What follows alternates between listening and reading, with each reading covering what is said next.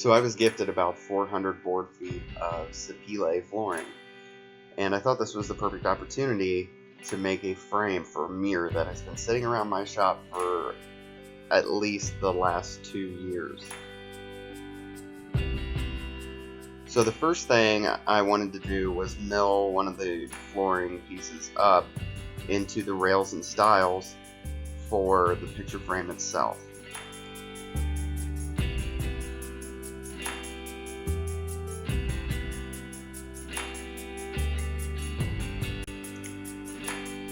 Right around here is where I realized how beautiful this wood is going to be.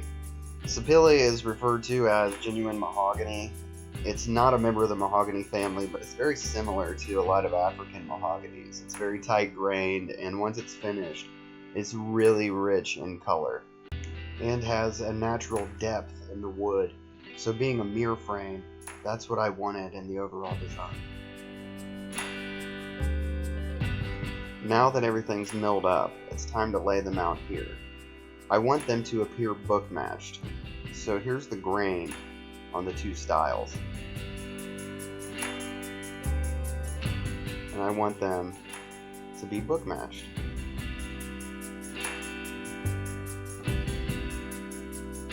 The next thing I do is lay out where I want the miters to be cut.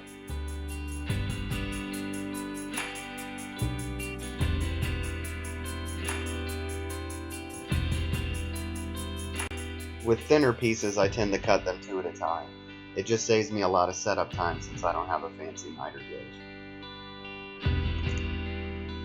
And here I use a gauge to double check my angles so I have a perfect 45. Because if each one of the 8 faces are off 1/8 of a degree, by the time you have it all together, you're off 1 whole degree. So there'll be a space in your miters. I lay the frame on the mirror here to double check my sizing and make sure the layout is how I want it to be.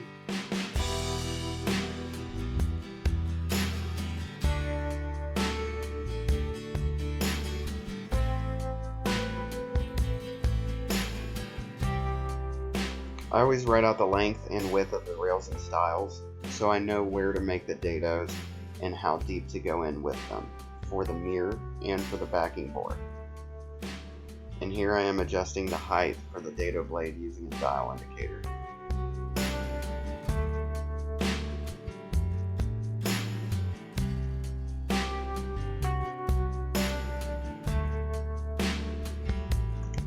I'd like to apologize to my European friends who don't have access to dados, but they make it very easy to remove large chunks of material. So this last dado is for the backing board. And the deeper ones before it are for the mirror itself.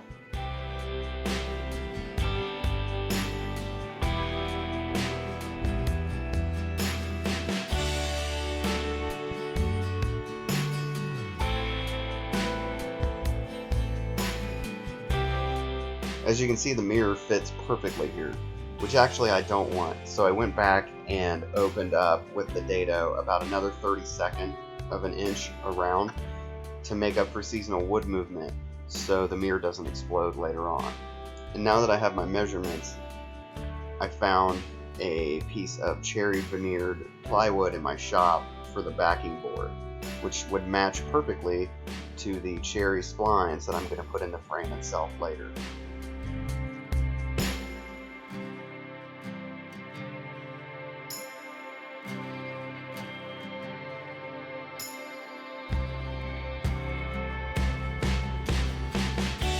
So upon dry assembly, I'm pretty happy with how the Sepele and the cherry look together. And everything fits nice and tight. I want the backing board to be very tight in there and rigid to help hold the frame together as well and support it.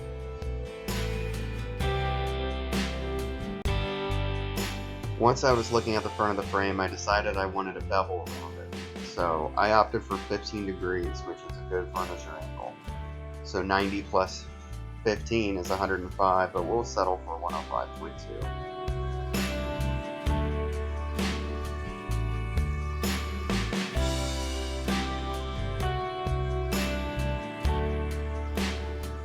Once that's complete, it's time for the glue up.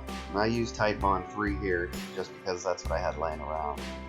So I spread it evenly on all the surfaces, and once I get the frame assembled, I rub everything back and forth just to make sure every area is covered with glue.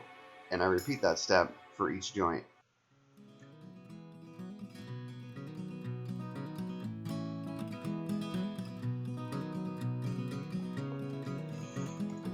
I just wanted to add, these strap clamps are perfect for these types of jobs, so it has really made it a lot easier for me since I got it.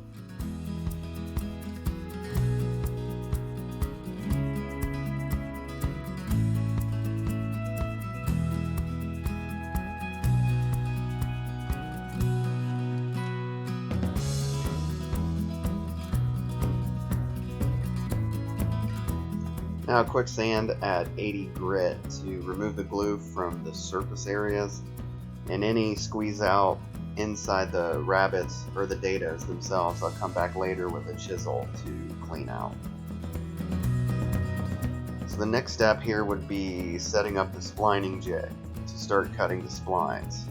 Now this is a homemade jig and it has worked fantastic for me so far. It's really simple. If you look at it, it just holds it at a perfect 45-degree angle and it glides over the fence of my table saw and cuts a perfect spline.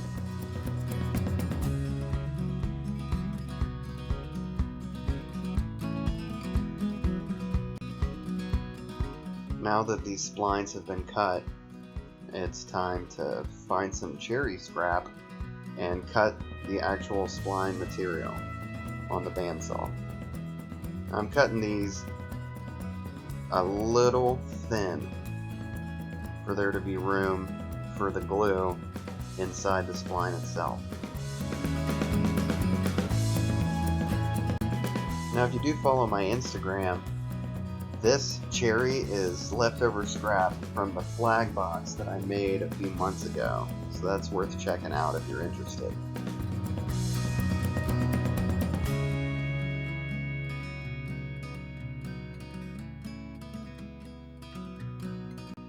Now I typically mark off where the spline is going to be just so I can cut off some of the excess on the bandsaw before I glue it up again.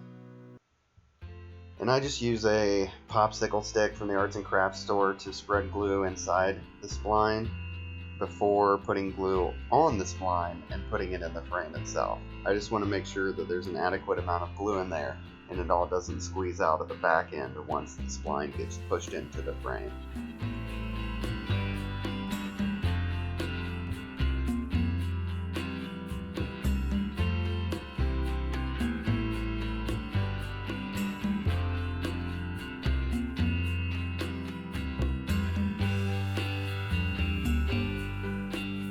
Now, I always put clamps on splines, even though it probably doesn't make much of a difference, but you can't make diamonds without pressure, I guess, so that's what I default to.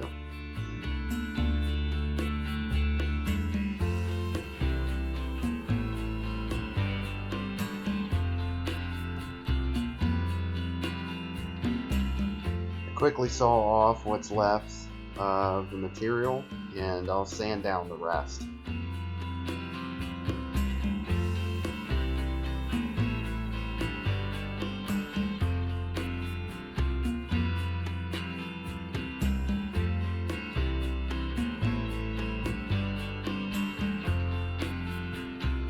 And here's the finished spline, Sepele and cherry.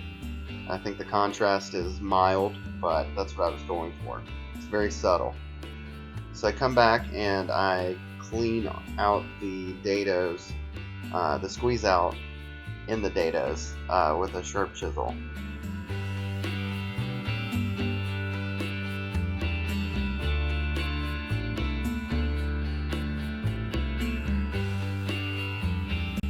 Now everything gets surface sanded through the grits to 220, and once the sanding is done, everything gets cleaned off with some mineral spirits. And I love this part because you start seeing the richness of the grain. You get to see what the wood has been hiding throughout the entire building process.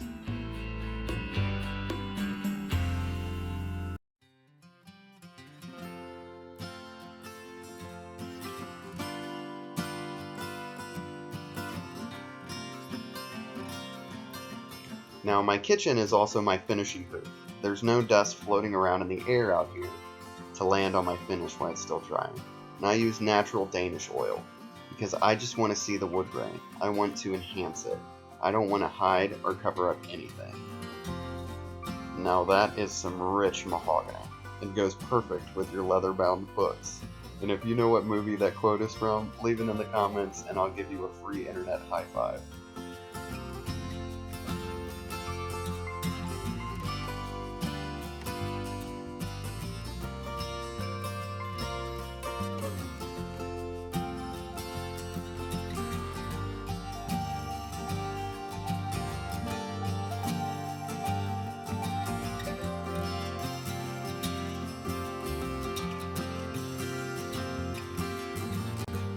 Now I'm going to get the backing board as well. I know most people won't see it being against the wall, but I'll still know. So I want it to be completely finished and taken care of as if it was the front of the project. Now I have learned when putting a mirror in a frame, I use that popsicle stick so I don't have my fingers snapped in there and possibly cut. Not that that's happened before, I promise. Now once everything is in place, I got some picture frame swivels from the hobby store, and that held the back in place very well. Here you have it, one hopefully heirloom quality African hardwood picture frame for you and your family. So thank you very much for coming by and watching the video. If you liked it, feel free to comment, like, and subscribe. As always, you are awesome, so big thumbs up to you. There you go. And I will see you next time.